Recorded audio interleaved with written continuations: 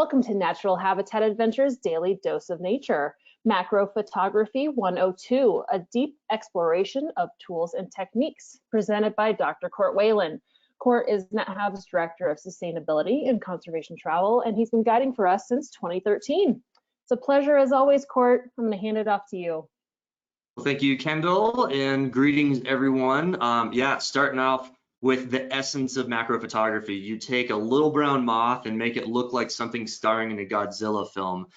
That's why I love it. I not only am significant training in the world of insects and entomology, but I love showcasing them, the sort of life in the undergrowth. Of course, today's presentation is not just about the smaller critters, but I think that this title slide sort of underlines the point is you can take stuff that we find in our backyard, our front porch, underneath the light that, your porch light in the morning and make it look really fascinating.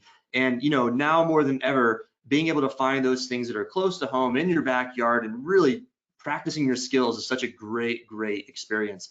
So, macro photography 102, like all good 101 and 102 combos, we're going to do a little bit of review of like the essence of macro photography and then move on to the more advanced techniques to give you a deeper understanding, kind of a crash course in all things gear and techniques and challenges and opportunities with macro photography. There will probably not be a 103, so this is sort of the definitive next step along the macro journey here. So again, just to repeat, macro photography in short, to me, the definition really is just showcasing the little things in a big way. You can do so in such a wonderfully artistic fashion. You don't just have to look at it as expanding the size of an ant to the size of your camera's sensor to fill the frame with it. You can actually inject some real artistry with how you play with depth of field and composition and the contrast and the post-processing you do. There's just a whole world waiting for you with macro photography. So if this is the first time you're tuning in with us or tuning into one of my macro photography talks, certainly continue, but also realize that I have, from just a couple weeks ago, a macro photography 101 that might fill in some of the gaps of knowledge if you're not quite staying with me on a couple of things. But of course, like always, we'll do a robust Q&A session at the end. So by the book, technically, a true macro, and I want to emphasize that this is not something you need to memorize or even really concern yourself with, but it's worth in this crash course explaining. True macro is one in which the size of the subject on the sensor, meaning like how much of the camera's sensor, like that little 1 inch or ½ inch sensor, how much it takes up on there is the same size in real life. What you'll often see is a one-to-one replication, one-to-one macro terminology. But like I said, don't get too hung up in this because it gets a little bit too sciencey, a little bit too specific. And there are actually a lot of terminologies out there that will say true one-to-one macro, but it's not actually the same thing as a real macro lens. So rather than bore you guys with, macro 108 talks like that, you don't actually need to know this to take great photographs. And more importantly, you don't need to know this stuff to have great fun with it. What you can do is the great thing, again, is you can go in your own backyard and find things that are not necessarily tropical in nature, but you blow them up to this larger than life size and you get great fun with it. One of the biggest things for macro photography to me is that even on those quote unquote down days when we are on safari, we are in a tropical jungle, and things just aren't showing themselves like we would expect. And this happens to all of us on every expedition. At some point, there's a little bit of rain, we're not finding the jaguar or whatever we're expecting to see. And you can whip out the macro lens in your macro setup and you can create real deal art with patterns of nature, whether it's venation in leaves, whether it's the pattern of rain droplets on a waxy broad leaf like this, whether it's even in your own farmer's market. This coming weekend, go to a farmer's market and look at the stacks of fruit and vegetables, and you can create these big, again, larger than life photos of things that people often just sort of dismiss as normal or regular. So again, creating art out of the things that are around us all the time that we may not see showcased on a normal day-to-day basis. So one of the big differentiators in this talk versus the 101 is I'm going to do a deeper dive into macro gear. Starting though, we're going to go surface level. If you are the point and shoot kind of person, you have a great setup right away. What you need is your point and shoot and some kind of flash, and you need to find this little flower button, and that's pretty much the extent of maximizing your camera's settings if you have a point and shoot for getting great macro photos. By hitting this button, or in some cases by holding it down an extra second, it engages like a next level of super macro. You're essentially reorganizing all the camera settings and automating for this wide depth of field, automating for that pop-up flash, and then boom, out of the gates, you're in your backyard taking cool photos of flowers and moths and grasshoppers with little to no extra effort. Now, for those, I know a lot of the audience, probably the majority, are on mirrorless or advanced DSLR systems. And this is where I want to do a deeper dive, because I often get questions that pertain to these things like, well, should I get a focusing rail? Should I get a twin light macro flash or a ring light? What about just a normal pop-up flash? What about a shoe mounted flash? What about a macro lens? Like, what are the differences, 60 millimeter, 100 millimeter, et cetera, et cetera? What about stabilization, like these little macro arms? And then a really cool thing, reverse lenses, I'll talk about. Usually this is just something as like a nice to know. I don't have a lot of folks that are going out and doing this, but what I want to do is give you the broad range of all the possibilities so you can kind of walk the walk and talk the talk when you do decide, hopefully you do decide to get more into macro, because it's just a whole lot of fun. So we're going to talk about more advanced settings, but I want to do a recap again. So again, if point and shoots, that little flower button, boom, macro settings, you're walking out the gates with a really good setup for your camera settings. If you have a DSLR or a mirrorless camera that, you know, interchangeable lenses, my go-to settings, the first setting I'm going to do when I walk out the door and I see a really cool beetle or a moth or a flower or whatever is basically this. It's manual mode, it's flash on. That means either pop up, or if you have a shoe mounted flash, you put the flash on. And it's as simple as this. You dial in aperture, your shutter speed, and your ISO, and you're off and away. Just to confirm, this is manual mode. This is not manual focus. I like keeping autofocus on, especially when I'm first starting off, because that's one less thing I have to think about. But again, the classic, the default settings for macro is to prioritize that super wide depth of field, making sure you have a fast enough shutter so that the insect or whatever moves a little bit, or just your own hand movement of the camera and lens, you're fast enough, and then just a reasonable ISO. The big difference here is flash on. I don't normally use flash for wildlife, but that allows you to get that really high depth of field that brings out all the texture in this little giraffe neck weevil. Here we are in Madagascar on the tip of a leaf. And you'll notice even with f/16, the back of the leaf is still blurry, and we'll go into details on why that is a little bit later on in the presentation. So as we sort of hammer in a little bit more on gear, I want to talk about some of the options you have. You know, again, none of this is compulsory. If you go back and watch my 101 talk, you'll know that even just with a basic point and shoot or a basic DSLR with a pop-up flash in your wide angle lens, you can get great macro photographs. In fact, some of the photos you're going to see in the rest of this presentation are just from that setup. But nevertheless, if you want to get more involved, dialed in, you're going to start seeing in the literature or start seeing on the camera websites, on Amazon, these options for macro flash setups.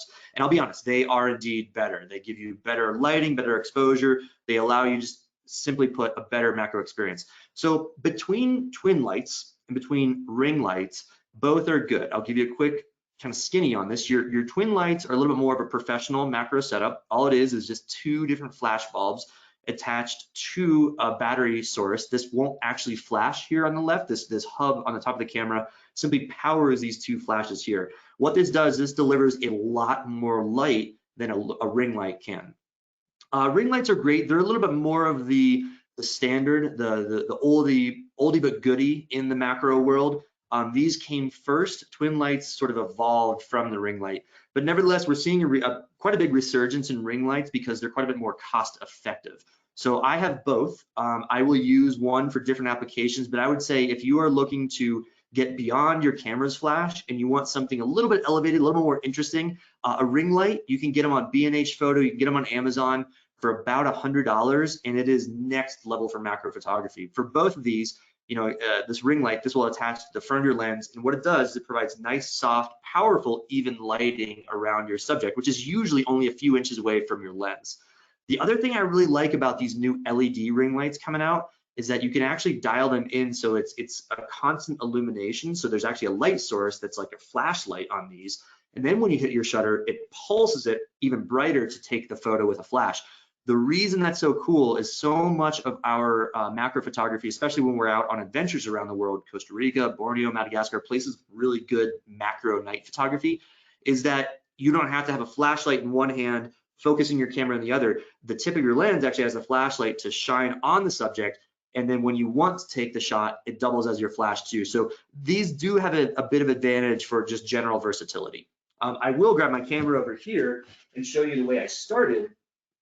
The way I started macro photography was just with my normal shoe-mounted flash. This does not have anything that goes on the tip of my lens. This is just a flash that I use for portrait photography, bird photography, and it is good enough for macro. In fact, as a quick pro tip, if you have one of these shoe-mounted flashes, Usually you have to get one of the nicer like branded ones like a Canon or Nikon or Sony. The third parties may not be able to do this, but what you can do is you can actually, so you notice it's sort of at the bottom angle. There's a small little like millimeter more it goes down. You see that? Very little. That's the difference we're talking about. When this is on and you do that and you push it down, it actually tilts the flash unit internally down so it actually flashes down on the subject versus completely out. That's a cool little bonus of these shoe mounted flashes. And we'll talk about these diffusers here in just the next slide. I'll put this over here because it's quite the heavy setup. So flash diffusers, these are great things if you don't want to get these specialized macro flashes. A lot of us have things like Canon Rebels, Nikon 7200s, you know, cameras that are a little bit more on the intro end, but have a lot of power to them, and they have what's known as a pop-up flash. What you'll often want to do is get some of these diffusers. These are very, very inexpensive. We're talking about maybe $10, $20 at most. And essentially what they do is they turn your small single light source into what we call big soft light. In the world of lighting, whether it's studio lighting, interview, videography lighting, you know, big soft light is the thing that creates that really, really nice sort of appeal and aesthetics to the photo. When you have a really small pinpointed light source, it tends to look a little bit fake and artificial. And in other words, by putting these soft boxes on, it helps with the pinpointed light quite a bit. Again, these are not compulsory, but it's worth thinking about. You'll notice a big difference in your photos. You don't get those real harsh shadows and highlights, like those real high contrasty areas. It's a little more uniform, which helps create a soft appeal to your photos. And you'll kind of notice this as you start looking at more and more macro photos. But yeah, flash diffusers, it's an option. I even, you know, I'm the kind of minimalist person that the less gear I need to buy or carry with me, the better. And so what I used to do actually on these older Canon Rebels is just take a film canister, like a translucent film canister, cut out a little hole, put it around the flash, and that's like, you know, basically a free flash diffuser. What it does is it filters that light and expands it, projects it in a little bit more of a uniform way rather than just from that small little flash bulb itself. It's really, really helpful. When it comes to stabilization, this is it's a nice to have, it's not a need to have. You're going to see a photo later on in the presentation of what this fancy looking snake macro clip is. It basically helps you stabilize your subject a bit. Enough on that for now, I'll talk about it later. Tripods, people often ask, do I need a tripod for my macro photography? For your really advanced, like museum quality macro photography, we'll see a few slides in seconds. Yeah, it's nice, but for field macro photography, which is 98% of what I do, it's not really that helpful. You're gonna need to be handheld, you're gonna need to be versatile. It's just one more thing that's cumbersome, and because the plane of focus and maximizing the thing on your screen comes down to like an inch either way, adjusting your tripod in the field, you know, in brush for a flower, for a potentially moving insect is just a nightmare. So tripods, great if you're only photographing still stuff, but even then, I try to go handheld. And a lot of new macro lenses are image stabilized. 9 times out of 10, I'm gonna recommend a stabilized lens or a VR lens in Nikon terminology is better than a non-stabilized. For macro, when you are dealing with flash, and we're gonna talk about non-flash here in a little bit, but with flash, it doesn't really matter all that much. So, you know, the couple $100 extra for an image stabilized macro lens may be better used in buying a better flash. Just my 2 cents. We can talk about more on this in the Q&A if you have specific questions on lenses and whatnot. So another thing I wanted to, again, brief you on, I'm gonna come out the gates and say this is not necessary. I don't recommend it, but as you get more in the world of macro photography, maybe your peers, maybe websites or blogs you read will talk about focusing rails sometime. Essentially what it is it's a very highly specific measurement tool to put on a tripod for situations like this. Now, I don't know about you guys, but I'm not envisioning many people taking this out into the jungles of Borneo. This is something when you are in a museum. I did this a lot in my grad school days, and I'm circling this with my cursor right here. It is a little tiny insect. I can't even identify. It might be a fly, a beetle. I have no idea because it's so tiny and so far away. But basically, you're trying to take this super macro photo, and you're doing what's known as focus stitching or focus racking. And that's when you need these fancy computerized gizmos to take multiple photos incrementally as you get closer and closer and closer, and then software programs stitch it all together to get this hyper-focused image of the resulting small, tiny museum collection type thing. So again, I only am putting this here because you should know what a focusing rail is, and more importantly, why I don't think you need it for what we're probably doing out in the field with natural habitat, or really in your backyard, any sort of pursuit you are likely getting into. So there are some cool things about macro hacks. These are sort of, life hacks are storming the internet. This macro hacks, it's a simple way to do sort of complex things with macro photography. So I talked about this in my Macro 101 talk, something that I'm enamored with, something that I am not very good at, but I love looking at photos online. Remember I said, if you want to entertain yourself for an hour after this talk, just Google jumping spider macro photography, and you're gonna see this slew of incredible images. Basically what these photographers do is they take a nifty 50 or some sort of wide angle lens, and they get an adapter. See this little blue ring thing with the wire here? They get an adapter to reverse the lens and mount it onto the camera. And you say, what in the world does that do? Well, another fun little hack with binoculars, if you don't know this, is you can actually turn binoculars upside down and they become a microscope. So you can actually look at the veins in your hand, or if you pick up a leaf or a pebble, you can actually get in with the binoculars, look at it like a microscope, and it's super magnifies. It's the opposite of what binoculars do. So in this case, what it does, by reversing the lens, you're essentially reversing the lens physics, and you're getting this really, really, really close focusing point and this microscope technology on your camera. And that's how you're able to get these really like monstrous photos of very, very small things. And just to show a photo of what it can be, these are beautiful photos. It's hard to do, but they're beautiful, beautiful photos. But going back to this, so why I am sort of lukewarm on some of these macro hacks, we're going to talk about bellows and some other things in a second, is that, to get a really good setup for a reverse lens like this, you've got to get a pretty good lens if you don't already have so, a couple $100 there. And these setups here cost you another couple $100. And so to me, it's like by the time you spend all that money, maybe you should just get a dedicated macro lens. But nevertheless, if you say, Court, I gotta get good jumping spider photos, super duper macro where you can fill the entire frame with like the head of an ant, this kind of technology is worth it. And we can talk more or email me afterwards and I can kind of set you up on how this is all done. But I will tell you, it's one of the more difficult forms of macro photography. Bellows, this is something that used to be pretty big back in the day. Essentially what it does is it incorporates this focusing rail technology of very precise measurements, and it's a bellow that actually moves the lens out from your camera. And what that does is as you can move that lens away from your camera, it actually increases magnification in a bit of a, I will say artificial way, but sort of like a hacking sort of way, and it actually does increase magnification power. I will tell you, very, very few people use this anymore. Very few people use it out in the field. Once again, this is for like museum specimens where you have the lighting and you have your software and you have all this set up. It's not a real common thing. A very easy thing you can do, this is probably the only hack with macro photography that I will say you might want to look into, is actually getting these lens extenders. I think there's a few other different terms out there for what they do. Lens spacers, sometimes they're called spacers, like outer space spacers. And what they do, again, they have a very calculated distance based on the lens itself, and they space it away from your camera body, turning your normal wide angle, like your 18 to 55, or your 7200, like medium telephoto, into a macro lens, and they're pretty darn cool. Once again, to get a really good quality one that doesn't deteriorate the image, doesn't sacrifice quality, you gotta spend a couple $100, and again, they're not gonna give you a huge leg up over a dedicated macro lens. So at the end of the day, despite all the hacks out there, my preference is usually to pony up and get a pretty good macro lens if you're really, really interested in it.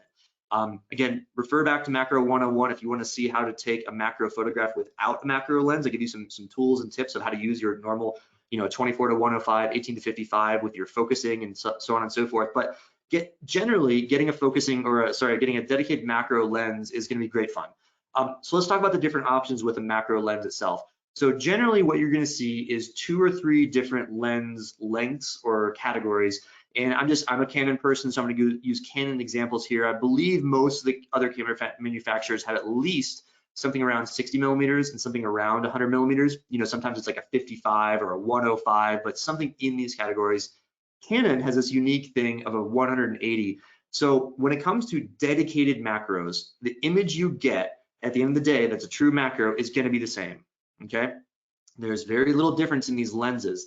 The big difference is this bottom row right here is what the distance you have to be from your subject to get it to actually be macro. So the thing here, it seems like it's a small difference, but for people that are, like professional butterfly photographers, no, but like really, if you are after things that are moving and flying a little more skittish and you want to do macro, then the more space you can have to get a full macro shot from your subject, the better, right? I mean, if you're 3 inches away from a butterfly, it takes some real patience and some real skill to get macro photo after macro photo. Whereas if you are afforded almost 10 inches away from it, you're going to get a lot more photos because you're just not encroaching quite as far into that animal. So at the end of the day, the 100 millimeter is kind of most people's standard go-to. I think this is a little bit big. It's like the same size as a big zoom telephoto. And then the 60 millimeter, for people that are like product photographers, like let's say you're photographing coffee beans for a living because you work for a coffee company, coffee beans aren't going to jump away from you. At least we hope not. If they do, that's a bad batch. Don't drink those. But 60 millimeters, it's going to give you the same macro results, usually the same quality. But you can get really close if you can get really close. Flowers, another one. They usually let you get pretty close. And you save a little bit of money, but again, the default, the standard, in my opinion, is 100 millimeter macro. That's what you should get each and every time. Okay, so challenges and solutions. This is where we get even more in depth into the examples out there. So if you remember back from my 101 talk, I showed this photo again. This is a way to illustrate kind of depth of field issues. Some people like this photo. They say, oh, it's got kind of like that nice, soft, beautiful bokeh look to it. But nevertheless, my main point here is to show you what happens when you do take a classic macro shot, but you don't really mess with the aperture. You shoot on a very normal aperture, something you'd photograph a lion with or a mountain range with. This is like, f5.6 is a very middle of the road standard aperture. What happens is when this subject becomes most of your frame, you all of a sudden notice that there are parts of it that get grossly out of focus. Now you can use this to your advantage and say this is artsy and beautiful and whatever, but if you're trying to get the whole thing in focus at f5.6, you're never going to do it. Now, what if you have to shoot at f5.6? And we'll talk about flash or no flash, but let's just take the example of if you're forced in shooting at f5.6. Maybe you have a point and shoot camera and you can't go above 5.6 or go above f8. What do? Well, what I always recommend is make that subject a smaller part of your frame, meaning step back a little bit. Don't take as close as you possibly can. Don't fill the frame, because what you can do is notice there's still a lot that's out of focus with this f5.6 shot. But because you have the good crisp focus on your subject, this little blue jeans poison dart frog, you can crop in after the fact. And the cameras are so good nowadays with the pixel count and the quality and the sensor and the processor. This is still a pretty darn good photo. And all of a sudden it looks as if we took it closer, but we use 5.6, stepping back a little bit saves things a lot. Lens diffraction limits. This is something I haven't talked about a lot in my career of doing these daily dose webinars because it's a little intimidating. We get pretty heavy into the science. It tends to be a little bit discouraging for folks because basically what I'm telling you is that the higher in aperture you go doesn't always necessarily mean a better photo. So where it comes into play with macro photography is that I am advising you to shoot at f16 or f11 or like these big double-digit f numbers when possible.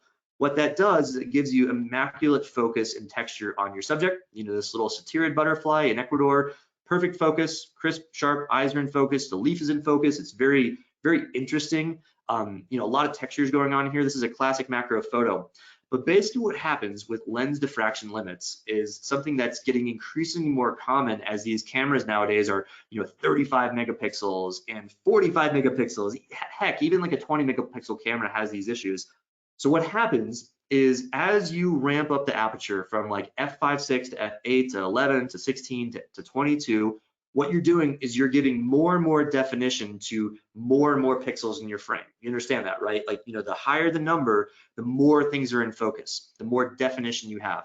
Now, your camera is designed to fit 25 megapixels, 35 megapixels, whatever your camera's rated at, designed to fit that in the frame. So you have these two opposing forces. As each one of those pixels gets more and more defined, it gets more jaggedy. It gets more, like instead of putting a bunch of squares in the frame of sort of blurred out pixels, they get more and more defined, like stars, pentagons, 12 shaped sides, and they get more and more specific because there's more definition. And so the gist of the problem is that these cameras have trouble fitting in all these very, very well defined pixels because you have like 25 million of them. within a frame these days. So what happens, I promise to get to the point here, is that as you shoot these higher megapixels, shoot with higher megapixel cameras, like the latest and greatest out there, at the bigger F numbers, the sweet spot of the focus point actually does degrade a little bit. Now, before I go any further on that, everyone's probably wondering, well, what is the sweet spot exactly? What is that, that aperture that's the perfect one to shoot for, where all the pixels in the camera don't get crowded out and I do get the best definition? Well, I hate to say, but it differs wildly from photo to photo, from camera to camera. Basically, the thing you ought to do is, if you want to know more about this, Google a diffraction limit for whatever make and model camera you have, whether it's a Canon Rebel or a Sony or Olympus, whatever it is, and basically you're going to find out what the sweet spot is. Now, again, with macro photography, we kind of have to throw that out the window because we're not worried about the sweet spot. We're more worried about getting everything in focus because that gets this general beautiful macro vibe. But if I were to really dissect this photo in context of these diffraction limits, we'd notice side by side, if I were to take this photo, focusing on the eyes of this butterfly at f8 versus f16, the eyes would actually be more in focus at f8 than f16. But with macro photography, we lose the beautiful focus and the crispness of the rest of the frame, which is what we're really after. Anyway, I don't want to go too much more into that, but it's something you should absolutely know as being a macro connoisseur, as being a macro pupil. Lens diffraction limits are something you should pay attention to. Okay, so I talked about this briefly in last presentation, but I'm going to talk about why it happens, what's happening, but more importantly, what you can do about it. So light fall off is basically the effect that when you are taking a photo of something close up with a flash, like I'm advising you to do, you have this light fall off. Like notice this is actually in the morning in Papua New Guinea as I'm photographing the moths that have flown in overnight on my little door stoop. This is morning, it's bright, but I'm using a flash to get that wide depth of field, and notice how it's like all dark in the background. I mean, it almost looks like it's in the middle of the night with a flashlight on it. I like this effect. I'm not against it. It actually helps isolate the subject, draw the attention, draw the focus into what I'm trying to show you, so it's fine. But I do want to explain why you get these drastic light fall-offs.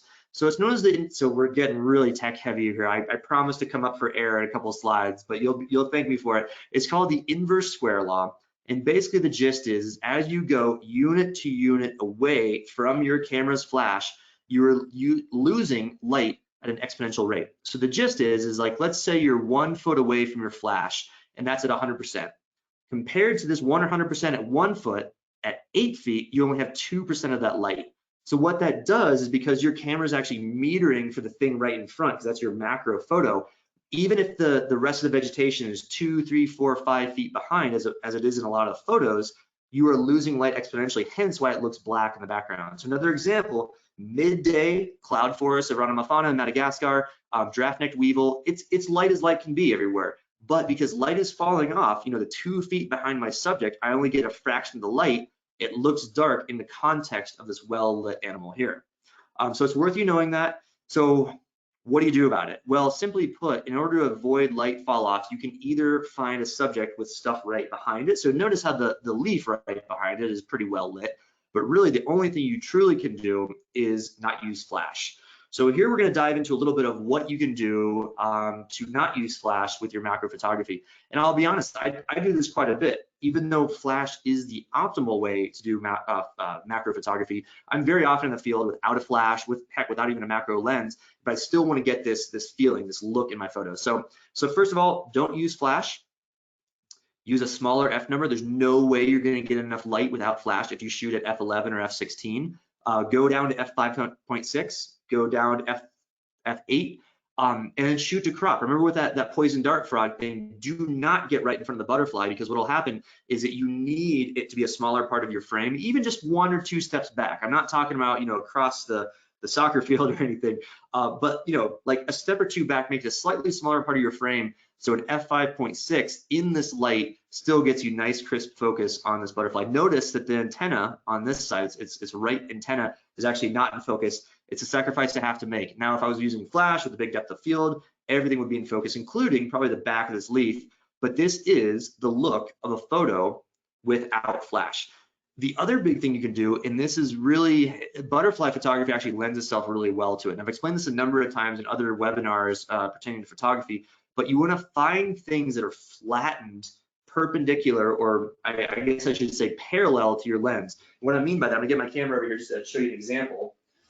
So what we're talking about here, I'm gonna unscrew my lens so just so you see. What we're talking about is because all focus is a plane of focus. If you shoot at f5.6, and this is the butterfly facing this way, and you have this pane of the lens parallel to the pane of the butterfly going this direction, right? You're gonna get that whole butterfly in focus. You're not gonna get anything before it in focus, just like the tip of this leaf, or anything behind it, but you are gonna get all the butterfly wings in focus. Now, contrast this to if the butterfly were looking directly at me, all of a sudden now you have the perpendicular thing. And now what would happen here if I took this photo, because I'm perpendicular to the lens, the butterfly's head, wherever I focus on, is gonna be in focus at the expense, all the wings, all these beautiful little hair streak tails, they are not gonna be in focus because it's a plane of focus. So butterflies, again, really, really good for it. Flattened wildflowers, just general textures, like things that are flat that you can make parallel to the lens are really, really good for using macro techniques without flash, because again, you need to prioritize for that lower F number. Okay, so moving on. So I wanted to talk a little bit about keeping a natural background, but I'm sort of piggybacking this with a little bit of the talking about these stabilizers, these kind of stabilizing arms. These things come in handy quite well. You'll notice this is not my photo. I had to find something online. I haven't used my stabilizing arm in quite a while, but they're good for certain photos. Whether you like this technique or not, it's a little bit more of a staged photo. It is out in nature. But the main thing I wanted to show you is how these things are used. Basically, it is a clip that will clip onto, maybe it's your chair, maybe it's a log, maybe it's a ladder, maybe it's just something that's not going to move very much. And then this little clamp here is to clamp like the flower or the leaf or whatever you're trying to photograph. So what you can do, mainly what I'm trying to show here is keeping a natural background is hugely important. And I talk about this for all photography, but especially macro photography. Generally, your background is gonna be blurred out, but it's still gonna have texture, it's still gonna have color. So I really advocate whenever you do take macro photography, especially when you do not use flash and you can see the background because you don't have that light fall off issue, is move around, pivot, kind of go in a little 360, circle your subject and see, ooh, okay, that background is like predominantly yellow, that background is predominantly brown. What do I want it to be? And I'm not gonna tell you that a certain color of a background is the best way to get it, but you might want to think about that as it pertains and as it complements your subject. Purple flower with green background, great. Purple flower with purple background, cool. Purple flower with yellow background, terrible. No, kidding, that's fine too. Anything's fine, but it's your eye, it's your photo. Just make sure you don't take the photo with macro photography. As soon as you walk out your door to your backyard, it's like, ooh, flower, boom, I'm just gonna go straight to it and take that photo. Look around, think about what's gonna be the background of your photo, because that's a huge part of composition and part of the macro appeal. Another example here, so I have a little iguanid from Borneo here in the iguana family, and I wanted to get this sort of camouflaged look and feel. Behind me was the lodge, and it's sort of with this sort of brownish national park kind of green color, but I really wanted to get the natural landscape of the Bornean jungle because I wanted to show how this beautiful lizard is so camouflaged. I'm sort of swiveling around, I'm moving around, super duper important. You can see here I'm using a couple techniques with that butterfly again. As long as the wings and the amount that I want in focus is parallel to my lens, I get the whole thing in focus, right? If the butterfly were facing me, I would move around enough to try to get the wings in this orientation. And not least of which is just the fact that most of the color on a lot of insects is in that sort of parallel plane. But again, choosing your background, I could have pivoted around and had most of the background in this sort of tannish brown color, but I did choose to move around this big broadleaf behind it. So choosing your background, so important. But it's not just the color, it's also the texture. Do you want to look at things and actually add texture to your background? We have this lizard here in Honduras that's actually sort of jutting up along this plant here.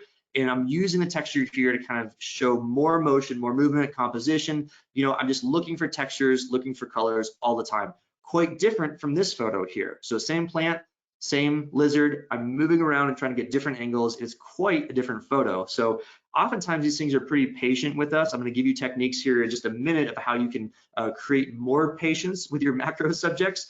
But nevertheless, choosing your background is important. And even with flash, it can be quite important, as you see here, the rest of this leaf being illuminated.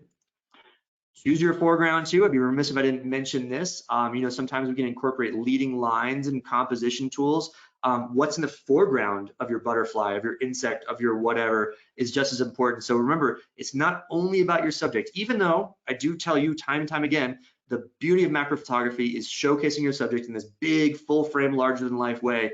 You can create some artistry in this and use some advanced techniques and think about what's going on before or after your subject. So, okay, we're switching gears here, photographing flying stuff. I'm not going to talk about this very long because it's quite difficult, but my general vibe here, my general advice is that when you do see something that's flying, honeybees, wasps, but even butterflies to a lesser extent, they do fly around a lot. So how do you photograph them best? So you can be, a sniper with it. You can be really Johnny on the spot and just be ready the exact moment they land and nail it. And you can follow them around and just be patient. And 1 out of 10 photos turns out. That's fine. But my technique is to stop and think, look a little bit, and try to track the behavior of these things. So animals, especially insects, are very, very habitual. Butterflies have a circuit that they often fly around. Honeybees as well, they're gonna be relatively predictable. If you see a honeybee on one flower of a compound flower like this back garden here in Colorado, and you notice there are other beautiful flowers that are teeming with pollen around it, what I recommend actually is instead focusing, don't worry about the bee and don't worry about taking the bee photo, focus on one of those other flowers and wait for it to land. It takes some patience. It doesn't always happen, but you have a way better chance of focusing on the whole thing rather than trying to chase the bug, chase the bee, chase the butterfly, getting the focus perfect and taking the shot all in one because they're so flighty, they move around so quick. Instead, try to focus on something that's stationary that it's gonna land on and then take the shot once it perches, once it lands for that exact moment. It's not a perfect technique. It's not a fail-proof technique. You will get a little discouraged, you'll get a little bit impatient, but nevertheless, that's the best way I've found over my years of doing it. Okay, so post-processing. I'm not gonna spend a ton of time on this, but we can certainly take more questions at the end or after the webinar. But in general, the post-processing techniques that lend themselves very well to macro photography are creating big dramatic feels. So clarity, the clarity slider in Lightroom or Photoshop, that's something that I always mess around with. The black slider, creating richer blacks. You notice the contrast down here, really, really rich tones. Increasing contrast is always a nice thing that helps bring out some of the definition. Contrast, for those that aren't aware, as you boost the contrast, it's a way to lighten the lights and darken the darks all in one fell swoop. So you'll notice that as you start using it. And I find that it lends itself really, really well for macro photography. And of course, sharpness. Whether you want to sharpen the entire scene or just spot sharpen, these are really the 4 areas that every single macro photo I take gets a little bit of treatment of each and every time. Technique for approaching animals with macro. Okay, so this is my own technique. I'm sure there are others out there. I'd love to hear about them. But basically, we think about macro as getting pretty close to animals. It can be getting close to flowers and coffee beans and all that fun stuff too. And you're going to see in a little homework assignment in a little bit how I'll recommend you do some of those stationary objects first. But when we photograph wildlife with macro, there is the risk of it moving onwards. There is a risk of us scaring it away and then blowing the photo for ourselves or any of our companions. So what I do, this is my technique. I have my macro all set up. As soon as I spot the thing, or my, in your case, maybe your guide or expedition leader spots the thing, stand back, look at the scene, look at the angle you want, look at where the animal is looking. If it's looking directly at you, you better believe it's gonna be a little bit more flighty than if it's looking away. But nevertheless, you'd be surprised. Still though, what I do is I start with a photo a little bit away. Okay, not a traditional macro photo. I start, either with my macro lens with flash, maybe about 10 feet away. That is not gonna be a macro photo, but it does document it, it gets it, and then, maybe I can zoom in and crop it in the computer, but this might be my superstition, but I've found this honestly for years and years and years, this really works. It acclimates the animal to your presence. So if you sneak up on it and then take a big step forward and all of a sudden, boom, flash, from 3 inches away, you pretty much have one chance and it's gonna go. But I've noticed each and every time, if you steadily approach, take a flash from 10 feet, take a flash in a photo from 7 feet, flash in a photo from 3 feet, and you're being very cognizant of your movement. You're not making yourself look too big, but you're acclimating it to your presence. And each and every time you take the photo with a flash and that animal doesn't get hurt, you're not doing anything to it. It's like, oh, no, this is okay, cool, I like this spot. And I've noticed if you do this steadily as you get in, I've been able to photograph things for 2 or 3 shots in a row, as well as my companions 2 or 3 shots in a row. Like, in other words, we've taken all the shots we want from inches away. And so it's that technique of just slowly approaching it. You know, I'm not turning my flash off. Even though I'm farther away, I am actually acclimating it to my entire setup and my entire presence. So it works each and every time. Give it a try. It's best to practice these things. So with that, little atypical macro shot homework. So start by taking macro shots. If you're sort of new to this, or some of these terms are new to you, start employing these tactics in this homework assignment. My recommendation here is get macro shots of stationary stuff. Big, vibrant, like I say, farmers markets are one of the most enjoyable things. Actually, when I'm abroad and I'm leading trips in remote locales like Borneo and Madagascar, the local markets are just enthralling. And the different, like, this is a very normal strawberry, but the fruits and veggies and the colors and the shapes are so extraordinary, but there's no reason you can't make some more familiar stuff just as dramatic. So start practicing with these techniques. Start taking photographs of fractions of the whole. So while you may not have a panther chameleon in your backyard, like this photo is of a Madagascar, you absolutely have some tree bark, some beautifully textured tree bark.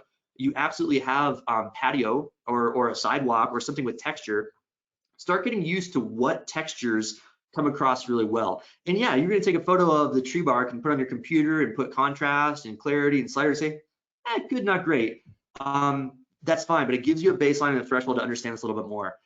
Find things with water droplets. If you are in a humid place and you have a dew point, you know, head out in the morning when the dew is still on the grass or on the flowers or even like clovers, and start taking photos of things with water droplets on it. Because with macro techniques, it can be really, really invigorating. And again, start getting used to that plane of focus and taking photos of things that are parallel. If you go back to this photo of the strawberries, you know, this is actually at an angle, about a 45-degree angle on a vendor stand. What I'm doing is I'm taking my camera, I'm just gonna get it again, and I'm actually putting my entire self with my camera at a 45-degree angle. So the strawberries are lined up like this, my lens is lined up like this, and I get a really nice depth of field. Okay. So with that, we're going to go into our Q&A here. Just a second, couple quick plugs. Obviously, our photo adventures are a great way to practice this stuff. I can't wait until we get our photo pro expeditions out in the field. I know that they're coming shortly. What a great way to practice with wildflowers in Alaska or Yellowstone. So much good stuff coming up. And then, you know, a great way to learn about photography is to see lots of photography. Natural Habitat Adventures has a fantastic page. If you share and hashtag and do all that stuff, you might get featured on our page as well. But go look for macro photography stuff online. I don't want to say, you know, immediately go onto social media and don't spend any time out in the field. It couldn't be more opposite. But when you do have that downtime, look up macro stuff on Instagram or Facebook or online and start seeing more and more photos. The more photos you see, the more those ideas are going to get in your brain and the more they're going to be replicated when you're actually out in the field. So I would love for you to get out there and see more photos. Of course, we have even more tutorials online with naturalphotographer.org. I know many of you already subscribe to this, but it's a great thing that I write every couple of weeks, an article about new techniques, and I'm doing stuff new all the time. With that, I will thank you so much and take some of your great questions. Thank you again. Thank you, Court. We do have some really good questions for you, and I just want to remind everyone who's watching, if you have a question today, you can submit that in your control panel under the questions field. Okay, first question. Someone wrote in saying, if I don't want to splurge on a macro lens, which is better for close-ups, a 35mm f1.8 or a 50mm f1.8? Oh, that's a good question. I would say by default, a 50mm 1.8. Yeah, so what you want to do, because I don't know the specific make and model of the lenses, and there's some differences in there, is on every lens, somewhere on the barrel, it's going to usually say what the minimum focusing distance is. And different camera manufacturers will sometimes put a little macro flower and say macro is at 0.11 feet or even meters sometimes. Sometimes these are measured in meters. And you want to find one that has the minimum focusing distance because you want to get as close as you can. Obviously, your focal length plays a part. I would say in general that 50mm is gonna be better because I have a lot of luck with just my kit lens, my 18 to 55. And remember what you want to do is you want to so if you do not have a macro lens, I'll quickly give you the 101 talk on this. You will put your camera into manual focus mode. you will dial that focusing ring to the minimum focusing distance. You'll usually see it goes from either infinity all the way to the closest focusing. Go to the closest focusing, hands off the focusing ring, and then you yourself with your camera become the focusing mechanism. So whatever you're trying to photograph, again, I highly recommend starting with stationary stuff, especially with this technique, is you will get close, close, close, close until it magically comes into focus. That moment it comes into focus is the closest you possibly can get. So that's my technique for photographing without a macro lens. Now you might say, well, can't I just keep it on autofocus and measure the distance? You can, but there's different ways distances are measured, whether it's from the back of your camera or the tip of your lens, and you may not get quite as close enough, or you may get too close and your lens won't focus and it'll be frustrating. So this is why I say the best way for macro photography without a macro lens, again, manual focusing, get that ring to the closest distance, and move yourself in to then bring focus in. As soon as it's in focus, then you take the photo. Okay, great. And someone here is wondering what mode on your flash you use. You know, usually I go for whatever sort of auto mode is on there. If you have a really big fancy flash, you will have customization, whether it's like a landscape, whether it's a wildlife shot, whether it's even increasing your flash or decreasing it. I will say, because I don't use flash for much other than macro, to be totally honest, I don't pivot too much from the full auto settings. When you go too much away from auto with the flash bulb itself, you start getting into flash sync issues and so on and so forth. Yeah, you may know more, honestly, more about flashes than I do. And if you think there's one better for photographing close, you certainly may do so. To me, the customization I usually do is more about like the diffusers. It's more about angling that flash head if I have a shoe mounted flash down a little bit and things like that. Using reflectors in some case with flash. But yeah, I don't mess with the flash settings all that much, other than maybe increasing or decreasing the actual intensity, which is pretty basic. It's just like plus or minus. Mm-hmm. Can you explain a little bit more about manual mode with autofocus? How do you do that? Yeah, so manual mode in your camera, I'm gonna get my camera here. For most cameras, there's gonna be some sort of wheel, okay? So the wheel is right here, and you know, a lot of them are gonna have 7 or 8 things. You know, Canon, they use AV for aperture mode, TV for shutter speed mode, and you know, check out, you know, one of my other webinars that, you know, get more into like managing shutter speed for fast moving wildlife and that stuff. But usually there's an M. M is gonna mean that you have full control over your shutter speed, your aperture, and your ISO. Now every camera is a little bit different as to whether, you know, like for instance, I have like 7 different wheels and buttons in the back of this camera. And for me, I just have memorized it. I know exactly what buttons and wheels to push to change aperture versus shutter speed. You might need to go, you know, on YouTube to get a quick tutorial on that, or in your camera's manual. But nevertheless, once you're on manual, you must program something in. Now it's going to start with a default. You know, your camera comes with, you know, maybe it starts at f8 and 1/100 shutter speed. But the point is, you want to change that to f16, 1/200, 200, and about ISO 400 generally. All right. So hopefully that explains it. I mean, it's a little bit of an abstract concept, but once you get on manual, it's all like dialing in those settings. I think maybe what you're getting to is like, where on your camera do you change those settings? And this is why I would love to be next to you in the fields of Alaska taking these photos, where I can have your camera and look at it. But doing so in this context, I'll have to point you to the old Google. Yeah. Okay, there's someone here interested in photographing hummingbirds and wondering if it's worth trying a macro lens with that. And they're also wondering, would the 180mm be best? Yeah, why not? I mean, macro lenses are not only for macro. I know a lot of photographers that actually use the 100mm macro for fashion photography, because it is so good, it's so high quality, and it's 100mm. You know, once you get away from the minimum focusing distance, it becomes just like a normal lens. So you can certainly do so. I think the only disadvantage of using a macro for hummingbirds versus like a 70-200 or a normal 100-400, you know, something like a normal wildlife lens, is that you don't have the zoom. So meaning it's a prime lens, you're stuck at 100mm, you're stuck at 180. Yeah, 180 would definitely be better. But really the best lens is indeed like a 70-200 or a 100-400, because, so for example, let's say you're at 180 for a macro. Let's say you're putting it on a crop frame camera and it's something like a 250 millimeter lens. If you are at a certain distance from the hummingbird, you might be so zoomed in and you literally can't zoom out other than backing up, that you can't you can't track the hummingbird. It's hard to track with that much telephoto power. So that's where I love having a zoom lens for hummingbirds, because I can start zoomed out. Okay, great. There's the feeder, there's the hummingbird, and there's the branch that it routinely goes back and perches on. So then I kind of, just like sort of, using a scope, you start out with the widest view and then you gradually find it and then you zoom in, and it helps you track your animal. But yeah, macros can absolutely be used. I wouldn't say they're necessarily better, but yeah, if you have it on and you're photographing little insects on the trail 1 second, you see a hummingbird, yeah, no need to stop and change. I mean, and the big benefit is that macros, just the way that they're built, there's such high quality lenses that they are going to be tack sharp. You are going to be able to crop in quite a bit, because there's such high quality glass within macros, dedicated macros. Mm-hmm. Okay, I've got just a few more questions here. These are mostly about post-processing. If I don't have a flash with my new Olympus system, can I make corrections in Lightroom, or should I just give in and get a flash?